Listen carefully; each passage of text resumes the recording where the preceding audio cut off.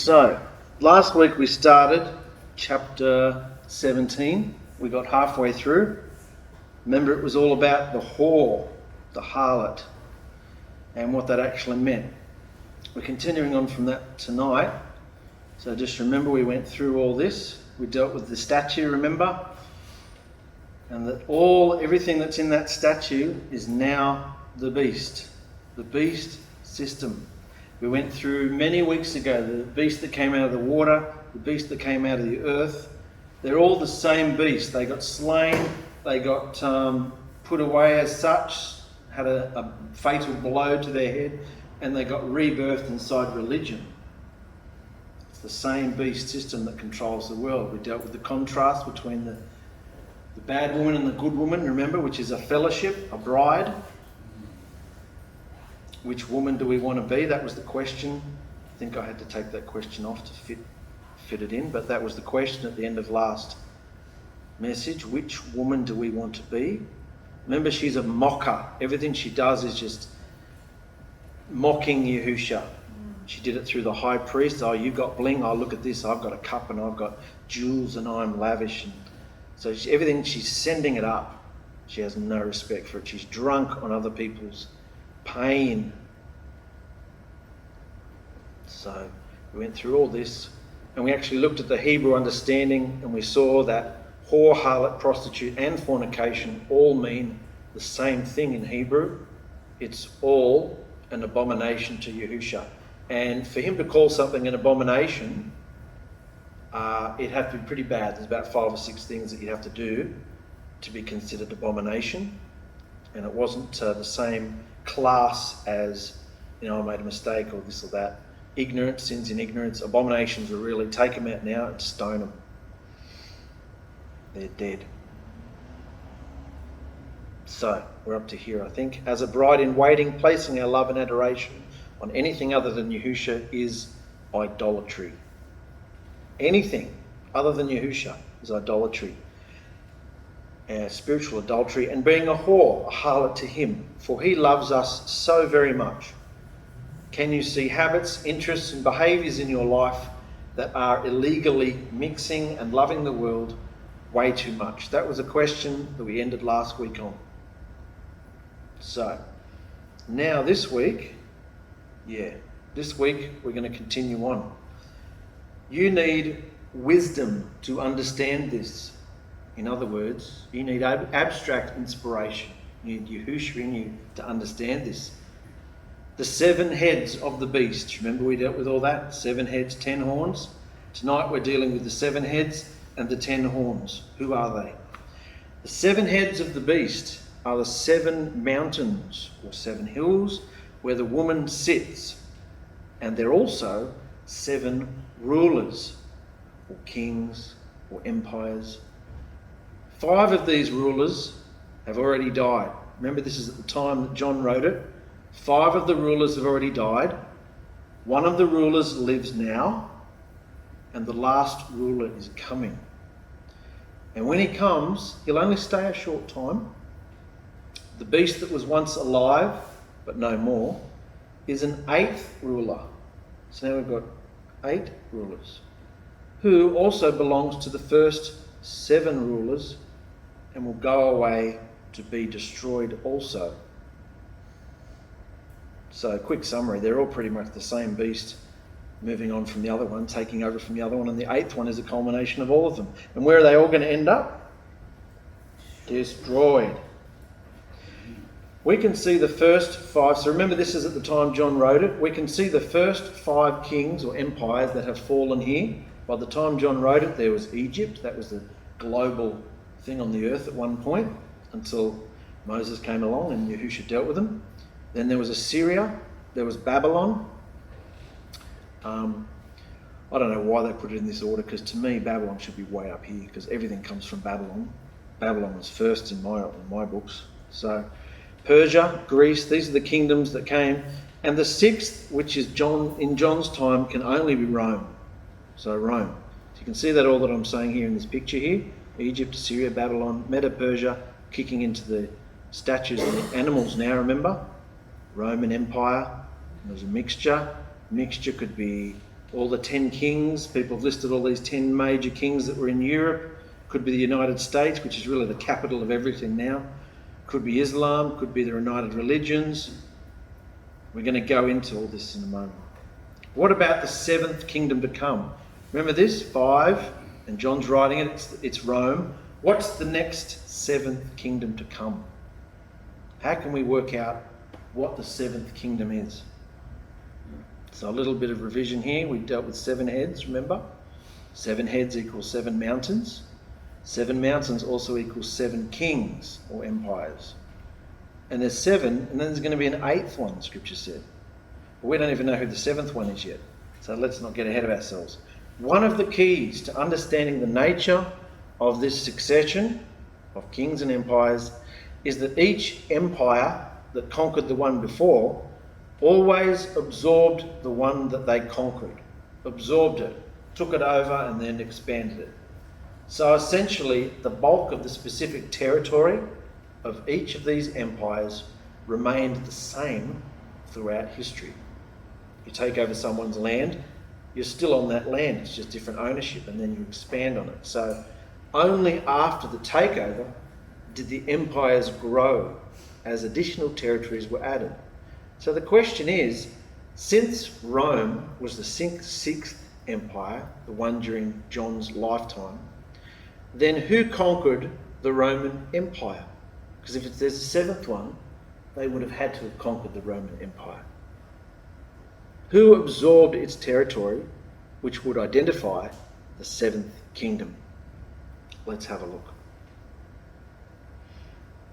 In the 3rd century, meaning about 300 years after Yahusha came and went, in the 3rd century, the Roman Empire was divided into 2, as it had grown so large that it was too hard to operate.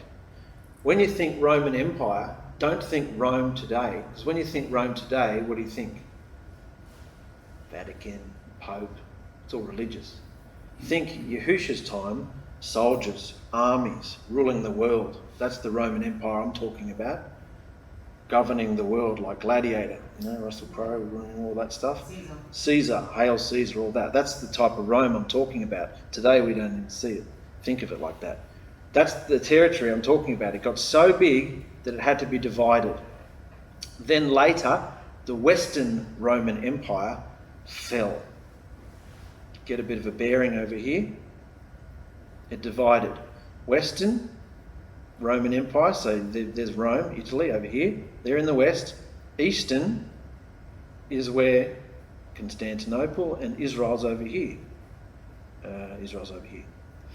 So finally, the eastern part continued on. The western part fell. The eastern part continued on and was called Byzantine Empire. The Byzantine Empire for a while, with its capital in Byzantium, which is Istanbul, Turkey. So we're talking over here. That's where the major headquarters was, over here. So there's a split. Roman Empire's been split. Half of it's been conquered. Finally, in the mid 1400s, the Eastern Roman Empire lost its grip and was taken over by the Turks and Islam. This was the beginning of the Ottoman Empire. So as usual, the Ottoman Empire absorbed much of what the earlier empires controlled, and of course that was primarily the Middle East. You can see this whole area they took it over, the Ottoman Empire. But what we need to understand is that this was purely an Islamic empire, and it lasted until the early 1900s. So, see all this area here? All of it. Over here was still Roman, but all of this, Ottoman Empire, all Islamic. All those movies, Robin Hood, that you watch, where they're going on these crusades to rid Jerusalem of the Turks. Yeah? That's what all this is about. We're going to go into that in a minute. So today, when we hear Muslims claiming territory in Europe and all around the Mediterranean and in the Middle East, it all stems from their belief that they have the right to reclaim land controlled during the Ottoman Empire. And that includes present-day Israel and especially Jerusalem. They especially want Jerusalem. And you've seen this video before, it only goes for a minute. I want you to see what happened from the time that Yahusha was here and the Temple Mount. Have a look at the temple and have a look at what happens during the Byzantium era, which is basically the Ottoman era. We're about to see it. AD 70 is about to come. It's on fast forward, but there, gone. AD 70's come, it's all gone, see? Now look at what starts springing up, Byzantium era. We've got crosses, we've got domes.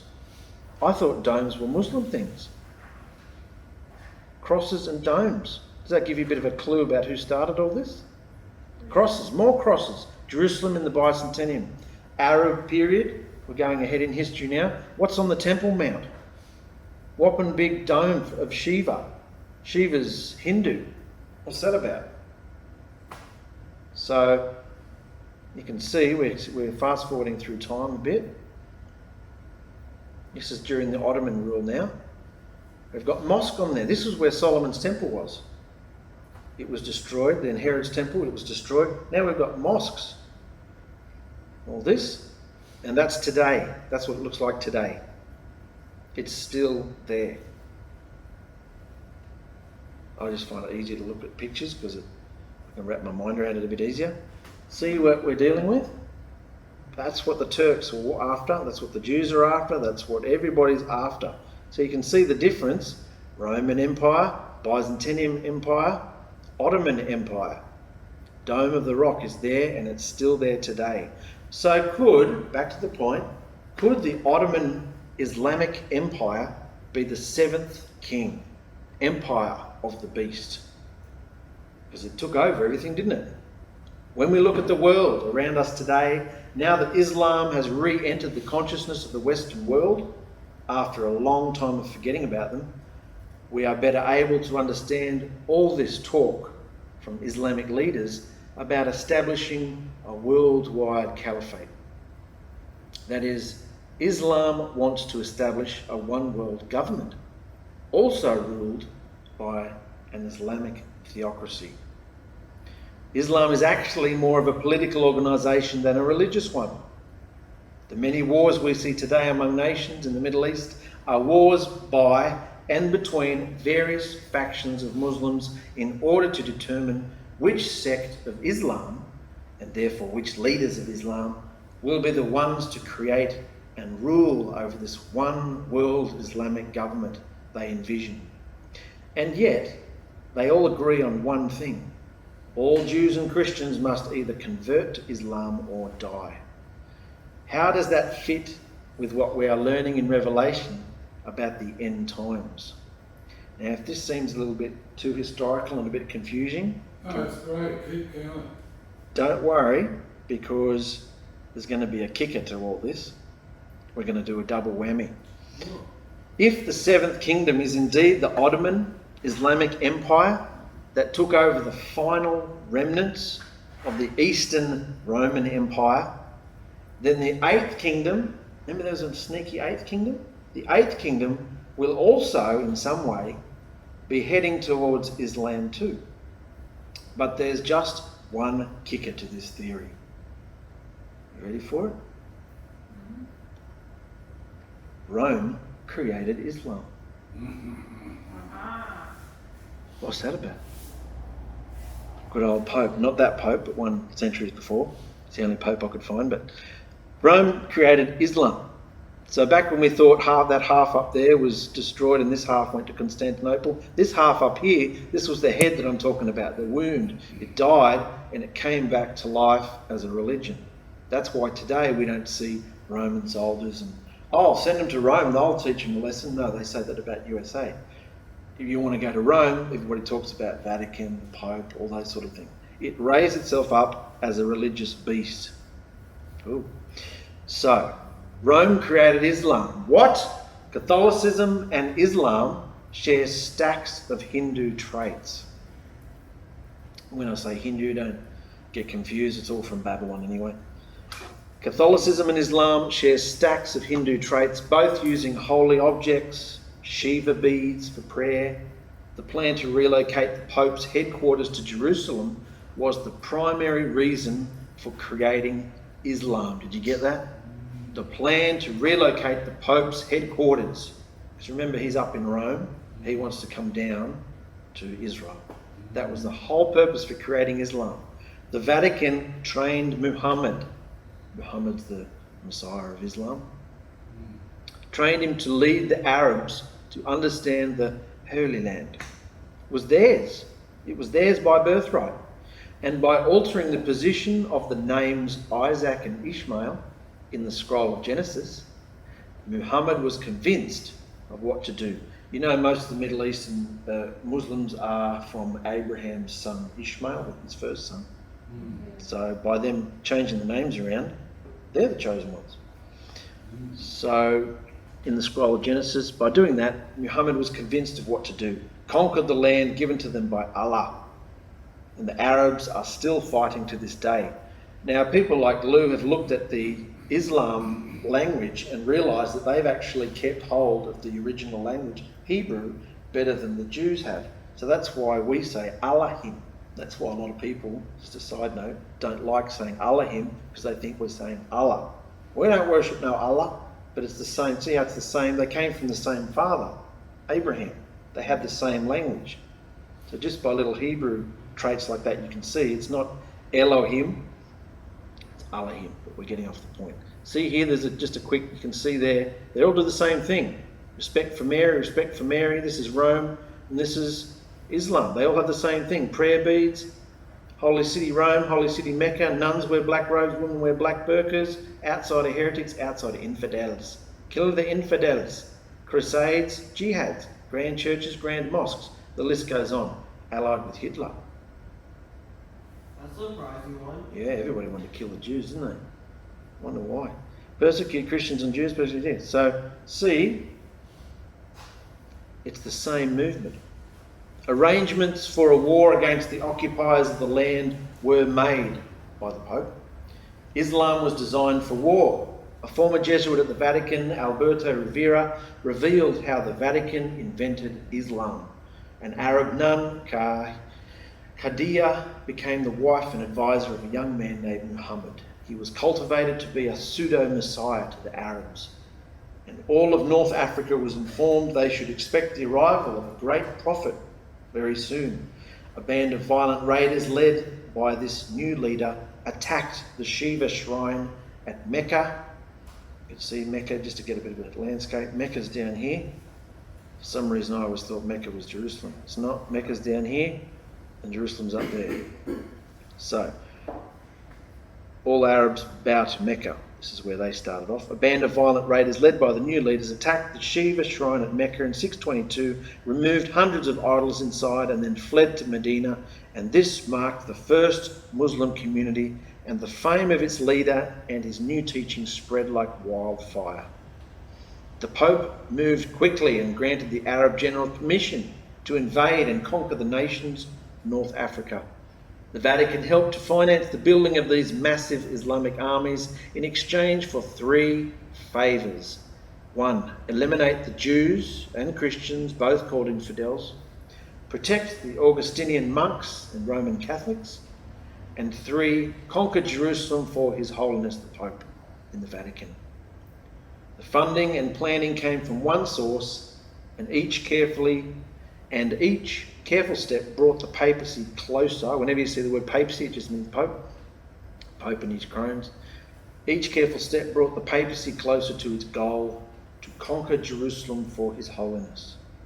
So, the Ottoman Islamic Empire, which we thought was the seventh beast, seventh head, was just another branch of Constantine's new hybrid monster to position the Pope in the most powerful epicentre of the globe, Jerusalem. They all think. And after doing all our studies on the Temple of Solomon, can you see why they all want to have their headquarters on the Temple Mount? Because they think they can get Yahusha back. they think they can twist his arm if they set up a fancy enough system. The Islamic shrine at Mecca prior to Muhammad was used to worship the Queen of Heaven.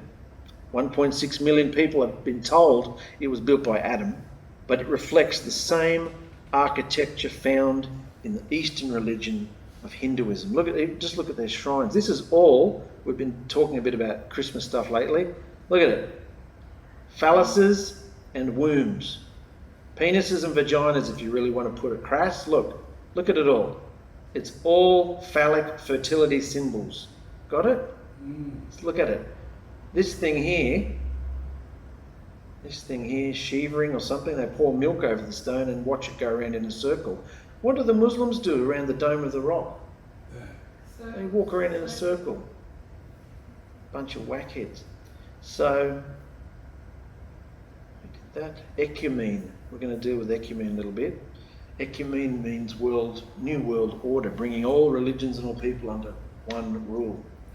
The objective of ecumenism is to restore power and authority to the papacy that was lost due to the Reformation. The Reformation was when the Catholics and Protestants split. Protestants are all your Christians, Anglicans, Baptists, Methodists, Church of Christ, Pentecostals. All those people are called Protestants, yep. And you've still got your Roman Catholics doing their thing.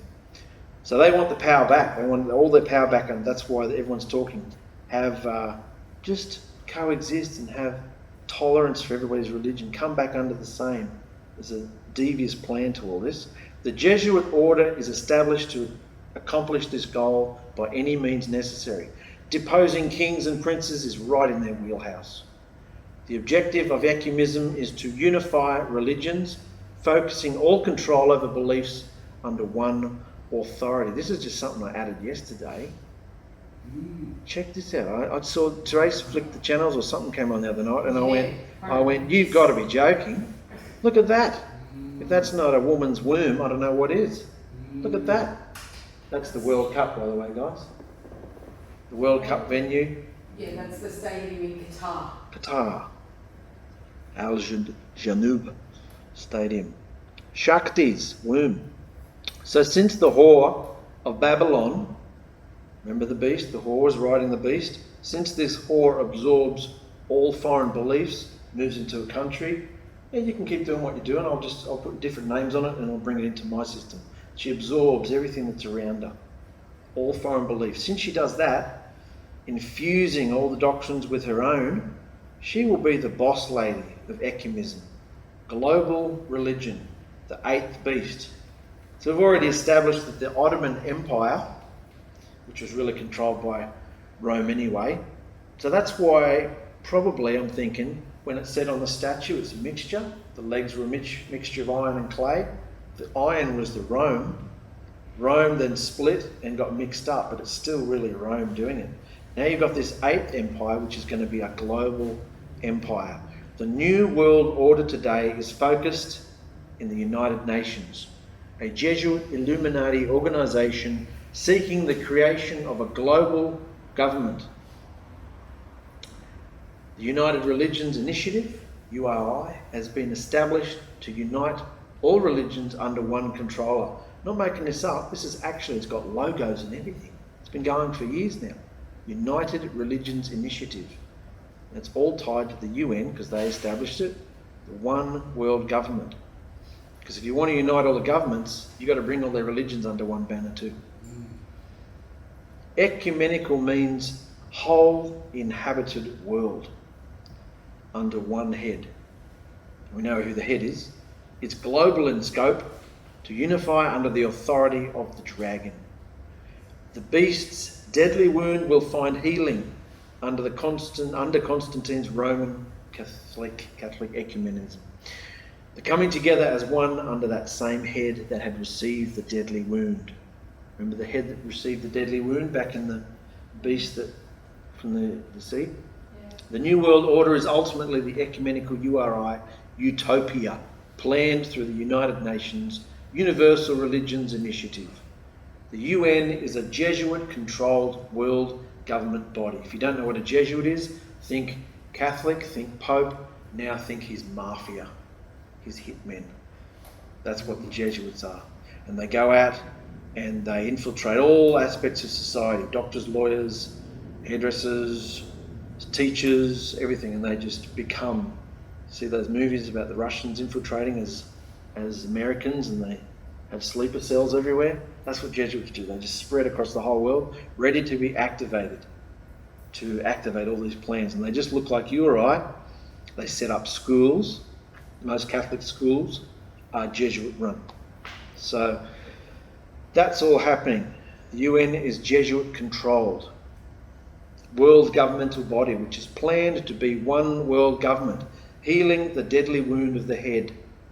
The old world order is the new world order, where clergy, priests, nobility, kings or rulers, and laity, common folk, are firmly in place as it was in medieval times.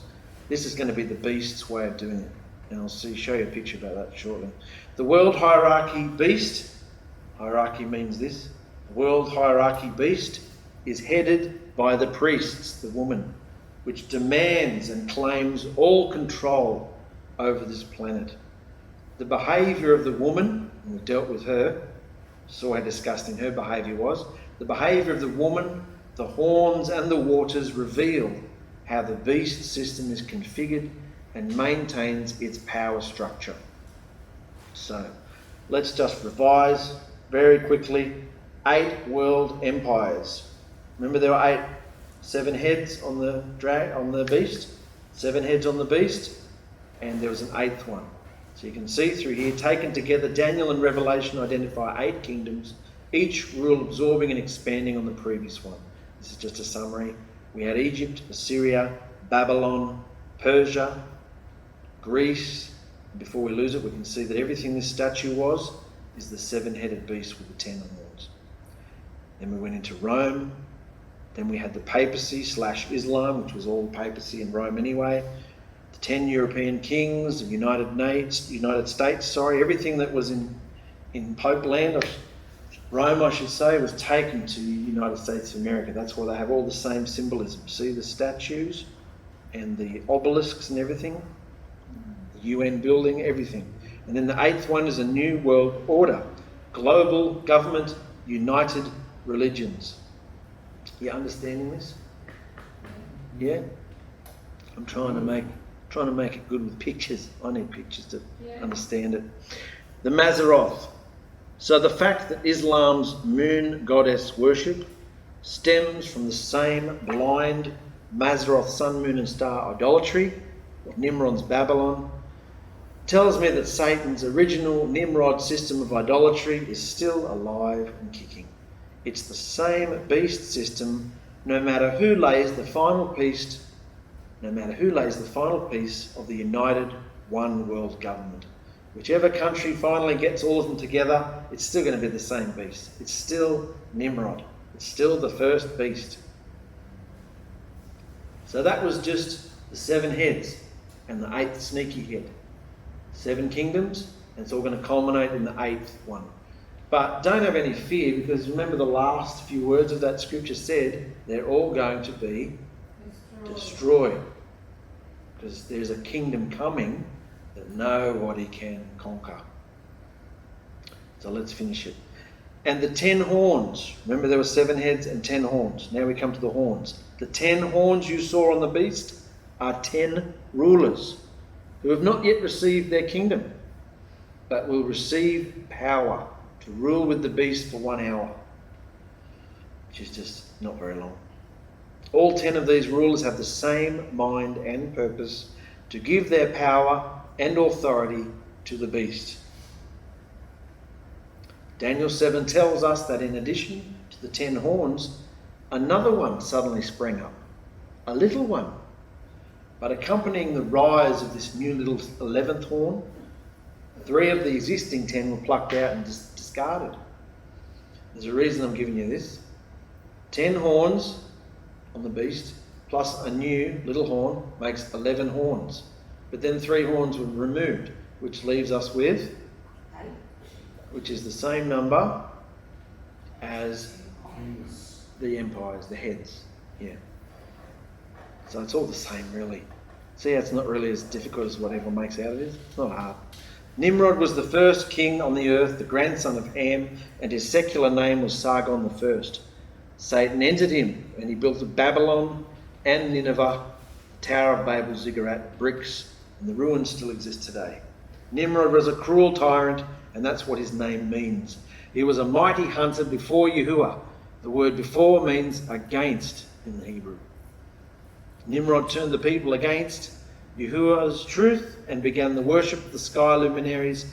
Children were sacrificed in exchange for prosperity. See these horns? Don't forget the horns. Nimrod had a horn. We're talking about 10 horns. What do kings wear on their head? Oh, yeah. Where does it all come from? Nimrod. Idolatrous rule. Warring against Yahuah. Nimrod wore a headpiece with a horn in front as ruler, a symbol of power and authority, and all crowns since, modelled with horns anyway, followed this design and idea. Genghis Khan and the Vikings of the North wore horned hats and helmets in their wars. Nimrod's idolatry and ruthlessness is now the standard behaviour of planet Earth from its rulers down. What do people wear at Christmas time? They unwrap their little paper crown, a little pointy crown. Yeah, it's all Nimrod. Everything's Nimrod. He's everywhere.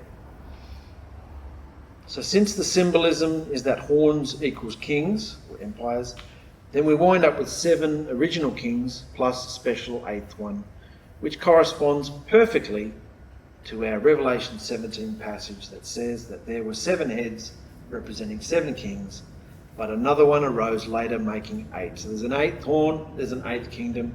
We know it's all the New World Order, don't we? It's going to be a global government. Last horn, last head, number 8. And they will fight against the Lamb. This one world government will fight against the Lamb. But the Lamb will defeat them, because he is the King of Kings and Master of Masters. And with him will be his chosen and trustworthy followers, the people he has called his own. Then the angel said to me, "Remember the waters you saw, where the great whore sits? These waters are the many peoples, the different races, nations and languages in the world." So what does it tell you about this whore? Where is she? Everywhere. Everywhere. And the 10 horns you saw will hate. This was interesting. We've got woman riding beast. Beast has 7 heads, 10 horns.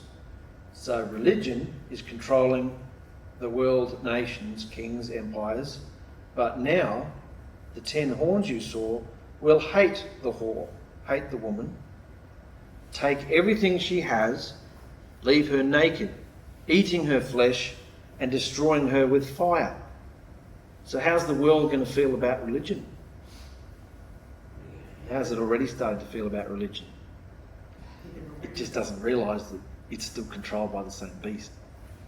Yahusha gave them this idea to be of one mind. Yahusha did this. Who's in control of everything? Yahusha gave them this idea to be of one mind in order to complete his purpose. So, the 10 horns agreed to give the beast their power to rule. The woman you saw is the great city that rules over the kings of the earth. Nimrod's Babylon through the papacy. It's in every nation of the world. It's in every culture. That's what the whole book, Fossilised Customs, was about. To show us days of the week, months of the year, festivals, everything. Achoo, oh bless you, oh cheers, all that stuff. Everything, every single thing we do in society is Nimrod. That's why that book just blew our brains out, didn't it? Because everything is the beast. Everything is Nimrod. Every single tiny and minute thing. The agenda. There's something I want to read you a short quote before we finish. This is from Fossilised Customs. The agenda, secret code word for the New World Order. Don't lose sight of the Temple Mount while we read this, and the power that was once there, which they think they can harness again. This is the agenda. This is a secret code word for the New World Order. Amongst the globalists, those secret rulers of the world, they call it the agenda. It's actually the New World Order. Papal control from Jerusalem. The papal mafia, Jesuit Illuminati, controls worldwide banking, all of it, economy, wars, and is consolidating their global powers to rule from Jerusalem as Satan's agent. Now you will pick up on some of this, it's a slight summary from what we've already read, but Constantine moved the capital of the empire eastward a lot closer from Rome to Constantinople. The papacy designed conflicts of every sort and even invented Islam, dealt with that, to plough the way for the big move from Rome to Jerusalem. When it failed to achieve its goal it was designed for, 400 years of crusades were sent against the new invaders of Jerusalem. No matter what they did, the papacy could not move to Jerusalem. They even set up this false religion, Islam, went to all that effort and they still couldn't get his throne over to Jerusalem. Everything kept getting in the way. When Israel was established in 1948, the agenda, what's the agenda? New World Order. Moving the Pope to Israel. That's the agenda. So when Israel was established as its own parent nation in 1948, this agenda became endangered of never becoming possible. The friendship of Israel and the United States is their open sore, and they bewail it at every turn, especially in their own halls of the United Nations. The ultimate charter to control power-lusting rulers is embodied in the United States Constitution. I thought this was fascinating. The whole purpose for the United States Constitution is to stop control-lusting rulers from being able to do what they want in America. It is designed to control government, not citizens. So when people say, I've got my rights, it's not even talking about the people. The Constitution was designed to control government. It sets boundaries of behaviour, and the United States Constitution is like kryptonite to tyrannical papists. And they want to destroy it. The Pope and Rome hate the United States Constitution. They want to destroy it. It will never, this is why, it will never allow an agreement to be made with the papacy. It empowers the people, not their God, the Pope. So, the papal Pope, the little horn, rules over the leaders of the nation of this world, the beast. The papal Jesuit mafia are also controlling the media, controlling everything we see and do and look at and watch. And what are they pumping down our eye sockets constantly? Lies, propaganda. The opposite of what Yahusha calls good. So, controlling the media with lies and propaganda. After all, the Jesuits put the finishing touches on the Roman calendar we all inherited from Julius Caesar. The Roman calendar, this blew me away, the Roman calendar controls the earth into worshipping the Mazzaroth, sun, moon and stars. If the Roman calendar, get this, if the Roman calendar were abolished, the whole beast system would fall in one day. If we got rid of that calendar. Of course we can't do that. We live in the system. We've got to live. But that's very interesting, because what do we know? There's a global calendar event system that dictates what everybody does. The shops dictate what feast is coming up next, what celebration. Everybody's controlled and drunk. The nerve centre to watch the United Nations. Created by the Illuminati, the UN is the new world order and will be firmly established as the one world government when the globalists set up the UN tax they have planned for every person on earth. The United States Constitution is the way of this global takeover. The Constitution is in the way of this global takeover. So the next step will be to merge Canada, United States and Mexico into a new North American Union, because if they do that, they can set up a new constitution. This new overlord government will trump the United States Constitution, and the United States will effectively become just one member of the new union. Those concrete barriers you see everywhere along the expressways will be used to lock the roads closed, so there will be checkpoints to pass for anyone trying to leave an urban community. The beast system is the reign of Babel, a matrix or ordered pattern controlling all-world power. The Illuminati is synonymous with this organization, and Satan, the eye at the top of the pyramid, is the entity within the society. The UN is a global conspiracy to seize power over all the earth, and behind it is the Jesuit Illuminati. But we, the walking dead out there, common folk, the laity, the walking dead don't have a clue, because they're in rebellion against Yahusha's word and deceived by the beast system. And remember, the Jesuits control the whole world. Sexuality, drugs, alcohol, entertainment, digital numbing of the brain. So nobody actually wakes up to the fact of what's going on, what they were birthed into, what seed is trying to destroy them. The New World Order is how the dragon controls us. The beast is right here now. And those who are not deceived by the beast cling to Yahusha and his word. If you're not clinging to Yahusha and his word, what are you in? The beast system. You have no hope. Satan has deceived the whole world, programming every facet of religious practice into everyone's lives based on the pattern of worshipping Nimrod, Semiramis and Tammuz. But the good news, Yahusha's reign will replace Nimrod's world order. So to summarise this, there's a picture. You can see how Nimrod, or Satan, controls the whole world. You've got the woman, the whorish harlot woman, who is religion, the clergy of priests. She's the woman riding a beast, 7-headed, 10-horned beast, world rulers, empires, government. She controls this, and this controls this, the waters, controlling many waters, peoples, nation, tongues. Nimrod, global control. Does this make sense? Yeah. So, let's wrap it up. Those who consider themselves the bride may very well look at the global power plays in religion, the ever-rising one world government, and Shiva's idolatrous dome on the original temple site, and point their fingers in disgust at the world. But don't forget, Nimrod established a behaviour of idolatry, of ignoring the voice and commands of Yahuah and instead ruling himself. Ignoring the voice of Yahuah and instead ruling himself. That is Nimrod's behaviour. And this is what the essence of the beast is, from beginning to end.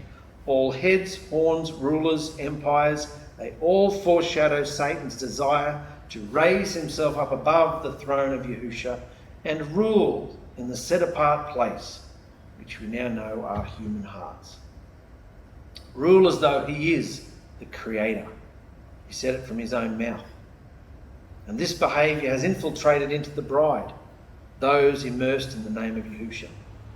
Satan seeks to fool even the chosen elect, and we, just as John was, get besotted by the allurements of the whore and begin to marvel wide-eyed, just like he did. But, as John was told, let's not be fooled by who she really is, a filthy, common harlot who gets drunk on the pain of others and takes pleasure, absolute pleasure, in mocking Yahusha. In contrast to Satan's cruel behaviour of ego and self-rule, Yahusha teaches us to be a servant, to love, to die to ourselves for the benefit and life of others.